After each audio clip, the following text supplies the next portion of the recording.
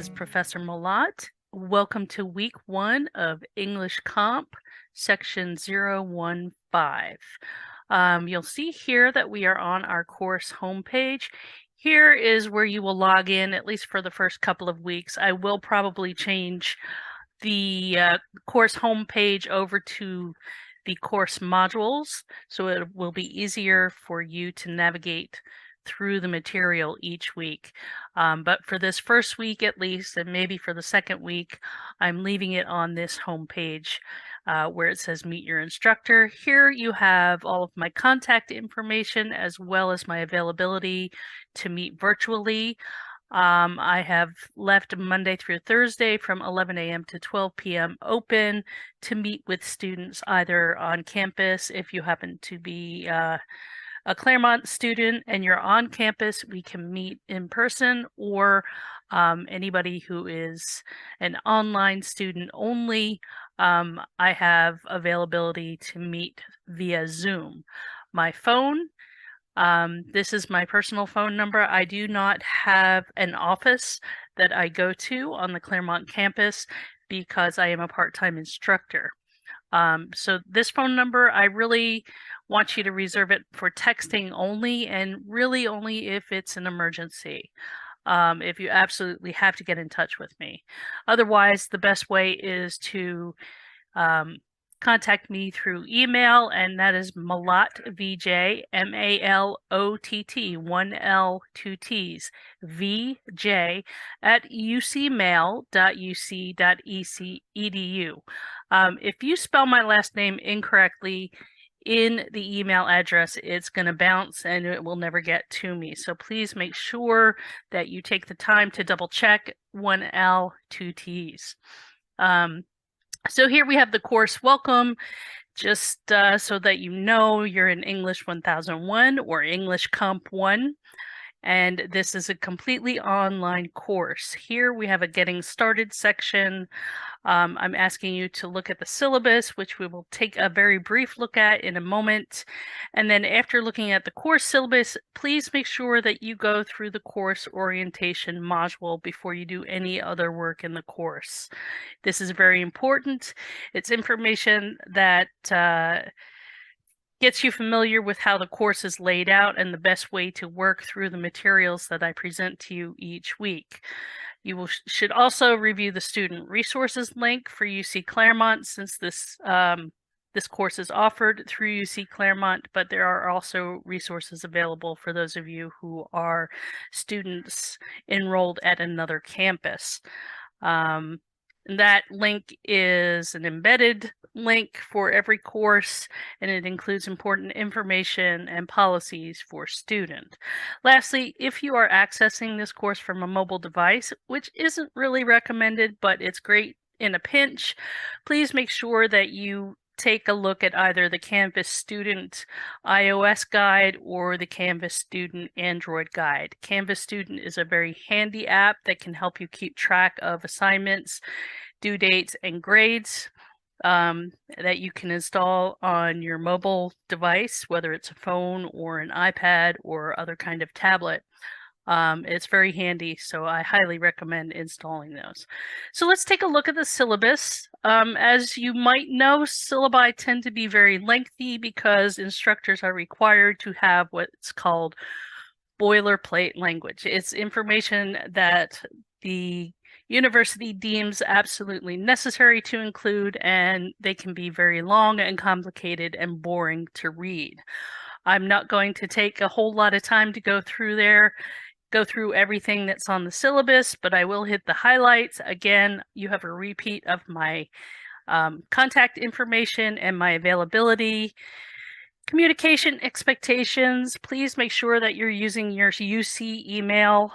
While I don't ignore Gmails that students send, I am a bit wary when they come from only Gmail, so please make sure that you're communicating with me through your UC email account.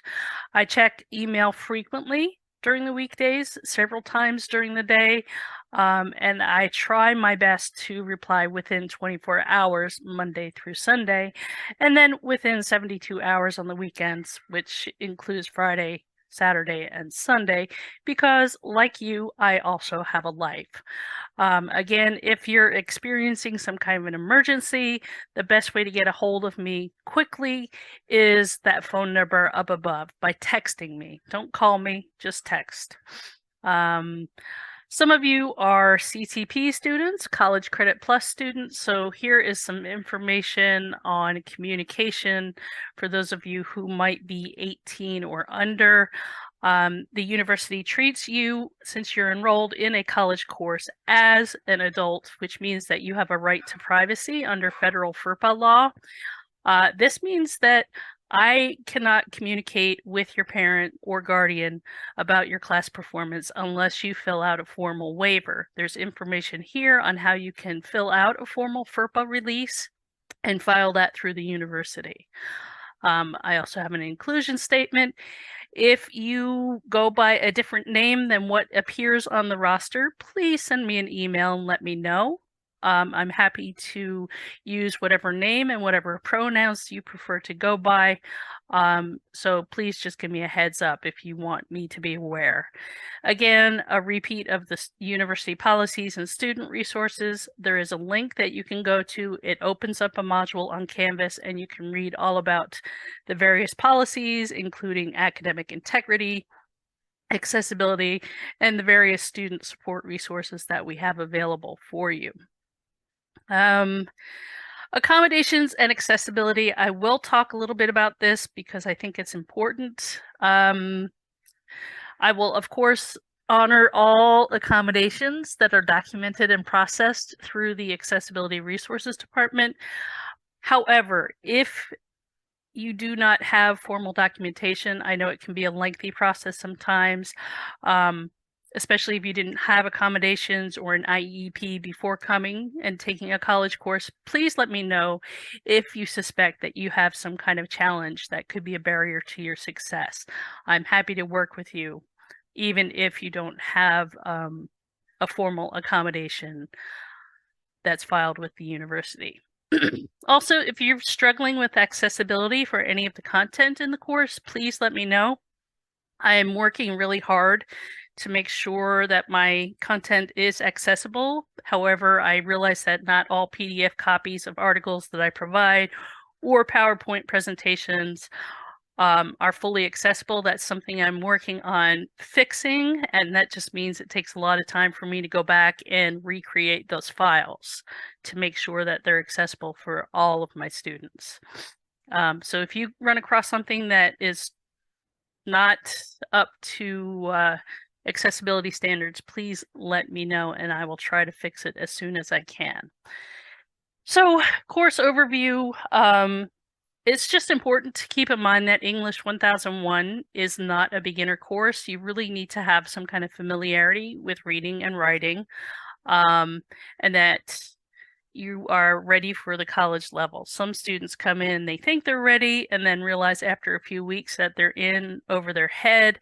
If you feel like you're struggling, you may need to actually go through a prep class instead of leaping right into English 1001. And you should know this within the first couple of weeks. It's good to have a conversation not only with me, but with your academic advisor to make a decision on whether you want to continue in the course. But please make sure that you read through all of this stuff in detail. Course learning outcomes. I'm not going to read through all of those. Again, this is an online asynchronous course. We don't meet face-to-face, in person, or even over Zoom. But this does not mean that you can work through everything at your own pace. We have deadlines and due dates, and they are assigned a certain way for a certain reason. So please make sure that you take a look through the weekly modules each week for due dates for the assignments. The book that we are using is The Writer's Loop with the 2020 APA and 2021 MLA updates. It's an ebook. If you want to use a previous edition, whether in print or electronic, that's fine. I do have MLA resources, the most recent MLA update, which is MLA 9. available to download in our course resources. So it's not super important that you get this edition, but that's what's available through the campus bookstore. You can also purchase or rent through Amazon or Macmillan or another retailer. Again, it doesn't matter if you have the ebook or a physical copy. I present the reading assignments by chapter and section numbers rather than page numbers. Required technology, obviously, you need to have a computer to do this course. It's really hard to try to do this course through a tablet or a phone. It's not impossible, but it makes things really, really difficult. All of your essay drafts and revisions and any other work is going to be submitted through Canvas. This is our Canvas course shell, which means that you need to have access to a computer or mobile device with internet access. Let's skip down to assessments and activities. We have formal assignments and less formal assignments. I'm going to go down below to actually look at the weighted grading because I think this is the most important part. 80% of your grade is comprised of formal assignments. You have 5 formal writing assignments that you will need to complete throughout the course of the semester, and you see the percentage breakdowns here. First essay will be a rhetorical analysis, followed by a paper proposal and annotated bibliography for a longer researched argument essay. Then we will finish up the semester with a recast project. The recast project is actually taking that research argument essay and presenting it in a different genre. So it's not going to be necessarily a written essay. It could be a PowerPoint presentation, a video, or some other creative presentation of that research argument. And then we have a final course reflection, which is another 10% of the grade. Informal assignments and participation will be the 20%, final 20% of the grade, and that is just homework or general participation, making sure that you take part in discussion boards and submitting journals and that kind of thing, as well as taking part in any kind of peer review workshops or conferences with the instructor. We have the grading scale down here. Please keep in mind, it is a departmental policy that students need to earn a C- or above. A C- is the bottom score, excuse me, would be 70% in the course. If you are below 70%, you'll receive a grade of NP. That means non-proficient. This is a grade that doesn't affect your GPA or your financial aid, but it does mean that you have to take the class again. And when you do take the class, your NP will be replaced with the grade that you earn in the class a second time around. And here in bold, I have stated you must submit all the formal essay assignments to be eligible for the grade of NP. If you do not, if you miss one of the formal essay assignments, it's just going to mean that you fail the course. It's, unless you're doing absolutely great. If you disappear from class or you don't complete the work, you'll receive a grade of UW. A UW essentially turns into an F, and it can affect your financial aid or scholarships.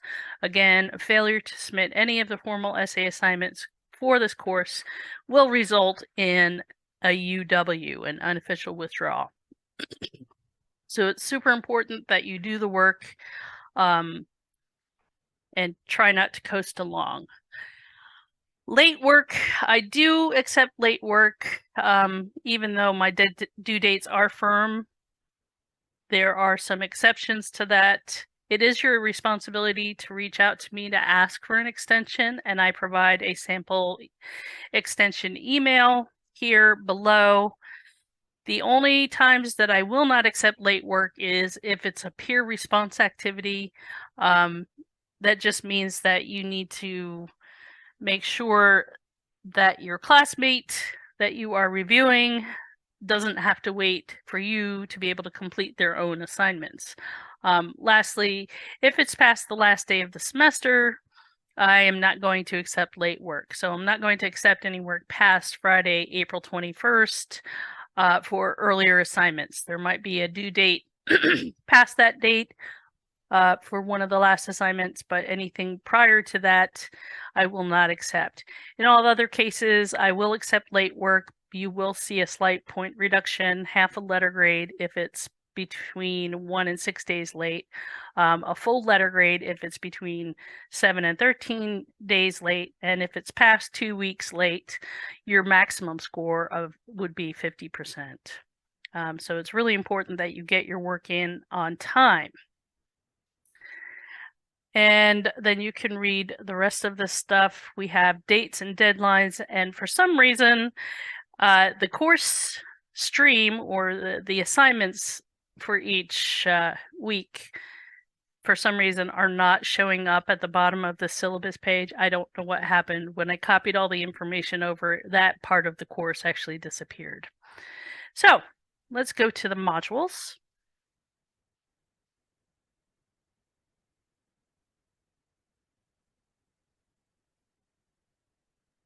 Sorry about that.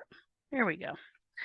So the first course module we have here is the course orientation, and this is prerequisite for you to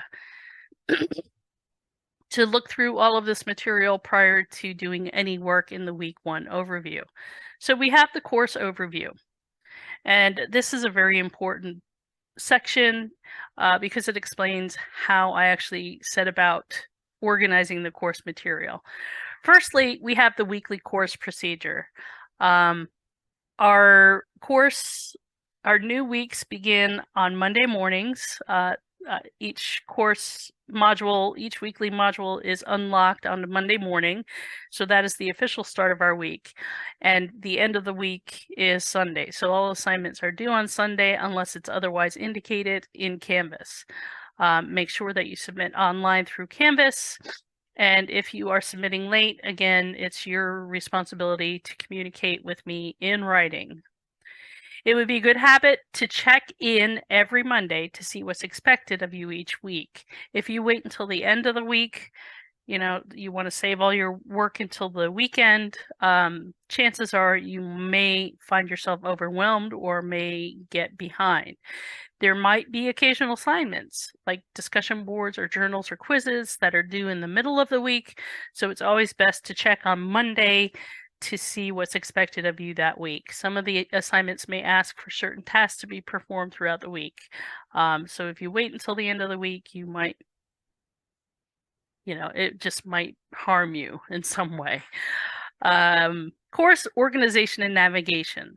So I've organized this course into weekly modules, and you'll see here we have the module button here.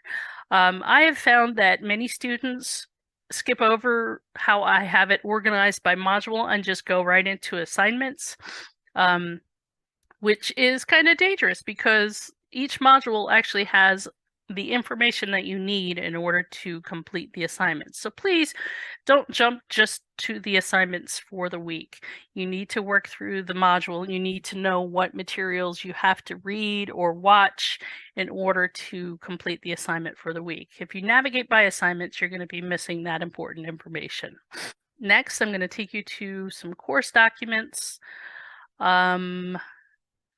I have the basic syllabus PDF, which is a condensed version. I will open that up so you can take a look at it. This is something that you can save to your files if you want to. And it just essentially goes over the highlights, talks about grading, attendance, your required text, the types of assignments, the learning outcomes, and then we have a course schedule. I think I have almost everything plugged in there. So this gives you a general idea. Some of these due dates or assignments might change depending on our class needs. But this gives you a general idea. Again, all assignments are going to be due on the Sunday of that week. So for this first week, January 9th through 15th, the assignments are due on Sunday the 15th by 11:59 p.m. So let's go into the week 1 overview. This will give you a general idea of how each weekly module is set up. We start off with some information about what we're doing that week, followed by readings, any videos that might need to be watched, and at the end of the page is a list of assignments with due dates. You'll notice here that I have assignments that are due midweek. I have a syllabus agreement that is due the day after we start this course, a syllabus quiz that's due on Wednesday, a discussion board post that's due on Wednesday, followed by the first short writing assignment, the journal, which is due on Sunday. You don't have to worry too much if you don't get these in by the right time. I'm not going to ding you on these syllabus things, a discussion board of introducing one another, but definitely strive to get the journal assignment in by the 15th. Okay, so this week we are reviewing the course syllabus, the objectives, expectations, and introducing you to college level reading, writing, and critical thinking. So this is an opportunity for you to familiarize yourself with Canvas and how the course is laid out. As we progress through the class, each module will look similar to this one. So make sure you use these headers to guide you through the brief overview of the work, which things you need to read and watch, and opportunities for discussion with your classmates and me, and any other assignments that are due. So our objectives this week is to establish a classroom community by introducing ourselves, acknowledge an understanding of the course requirements as outlined in the syllabus, use the various features of Canvas to become familiar with submission guidelines, apply active and critical reading strategies to text, annotate a text to improve understanding, and understand key elements of academic writing. So the reading assignments this week is, of course, to take a more in-depth look at the course syllabus. And then in the textbook, the Writer's Loop, I want you to read through Chapter 1 as well as Section 5.1. So let's take a look at the ebook. Here we have Chapter 1, titled Being an Academic Writer. So the goal here is to understand key elements of academic writing. It's broken down into 3 sections: develop an academic ethos, learn how to build and refine a thesis, and understand expectations for academic writing. So I've used this text a few times, and I really like because it's inexpensive and pretty accessible for students. The electronic version is really easy to navigate through, especially if you're getting it through Macmillan. And you can do things like take notes and highlight text. So let's say you want to highlight something here. You can choose the color of the highlight, and then in your notebook, it comes up and you can add a note. This was very interesting. And save it. So that way you have some notes and some highlighting for things that you can pay attention to in the chapter. And also you can edit it or delete.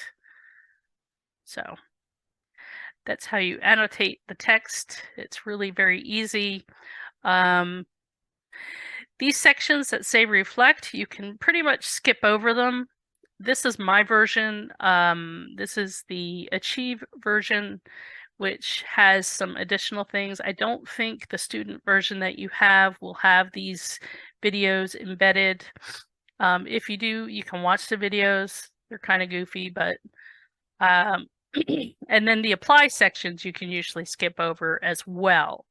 Some of these I will use as shorter writing assignments or a journal assignment or something like that. But usually you can skip over the reflect and apply sections. Let me see what else I wanted to point out in the text.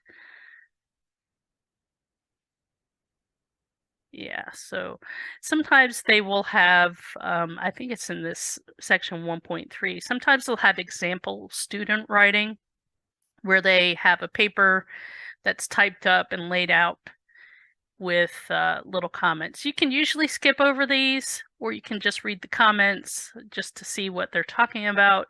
Again, the essay is formatted according to stricter guidelines, including name, date, title, and double-spaced text. That's that heading right here, title, that kind of thing. So little notes that they make on these. You'll see these throughout the textbook. So you don't always have to, read the text that's here, but you can at least take a look at some of the notes there. If there's something that I want you to read in one of these examples, I will point that out in the reading assignment, but usually you can skip over them. And again, things like this, you don't really have to read in depth. So yeah, let's take a look at chapter 5.1. This has to do with developing active and critical reading strategies, and this is where annotation will come in very handy. So they talk about different ways of annotating to mark important points and record your thoughts, questioning a text before you read, questioning the text as you read, and then questioning the text after you read. So things like, what questions do I still have after reading about this topic? Or what potentially contradictory explanations or arguments are left out of this text? Once you learn to engage with the text and read critically, you really get a lot out of a certain text. So these are important. And then they give you an example here. They kind of walk you through how a student might preview a text and annotate. So they show you different ways of annotating, underlining, circling. So this would be if you had a physical text with pen in hand. Of course, in our digital text, you would just use the highlighting and the notebook feature that I showed you previously. So again, you don't have to read through this, but at least scan it a little bit to see what they are trying to drive home. Again, and this, you can totally skip the apply section here.